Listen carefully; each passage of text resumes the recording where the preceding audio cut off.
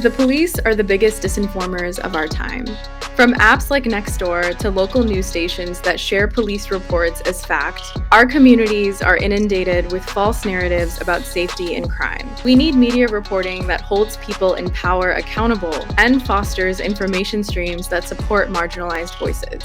Copaganda concentrates immense power in the hands of police, enabling them to shape public opinion, influence policymaking, and control the flow of information. For decades, police have been put into our minds as the only solution to violence. And when a major crisis happens, Copaganda is used to justify more policing, despite proof that policing does not address root causes of violence in our communities. Even after our abolitionist movements have called for the mass defunding of policing, most police budgets have increased in the years following mass protests in 2020. Copaganda sustains a grip on our collective imagination to imagine a world without police. We created Copaganda Clapback as a resource in response to our media justice network's need for resources to fight back against police-generated propaganda. After nearly a dozen listening sessions with our media justice community, we learned media makers, journalists, and organizers needed tools to respond to a bleak media landscape shaped in favor of the police. Through this resource, community organizers and journalists strengthen their collaboration and create community responses to Copaganda.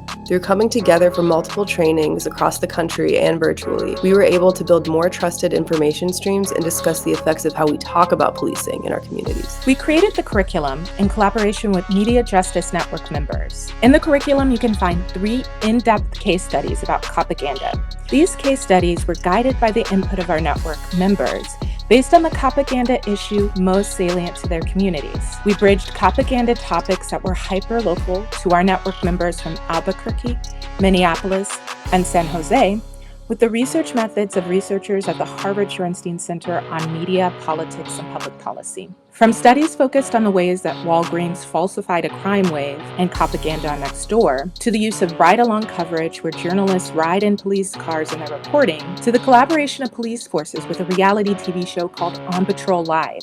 We also collaborated on other case studies related to the occupation of Palestine, as well as anti-Black racism in the Asian American community fueled by Copaganda. As media justice moves into the next chapter of work, the Copaganda Clapback curriculum will remain a tool for grassroots media initiatives to report on local issues, foster relationships with organizers, and support journalists reporting on policing by including the perspectives of marginalized communities. It will also remain a political education tool for organizers who are curious about mapping information streams, deepening their knowledge of their local information ecosystem, and to advocate for deeper transparency from police. The curriculum includes interactive exercises and a facilitator's guide, including questions for media makers, journalists, and organizers to share their expertise and build relationships with one another. Since May 2023, Copaganda Clapback has been downloaded over 500 times. By countering Copaganda through collaboration between organizers, researchers, media makers, and journalists, our work shows it is possible to uphold truth in the face of misinformation and media manipulation. While we fight for a world beyond existing mainstream media platforms, this curriculum is a step in resourcing our movement and building trusted information streams to communicate about policing. In the words of Yuri Kochiyama, the best weapon for we women of color is truth. Go out and tell the truth everywhere.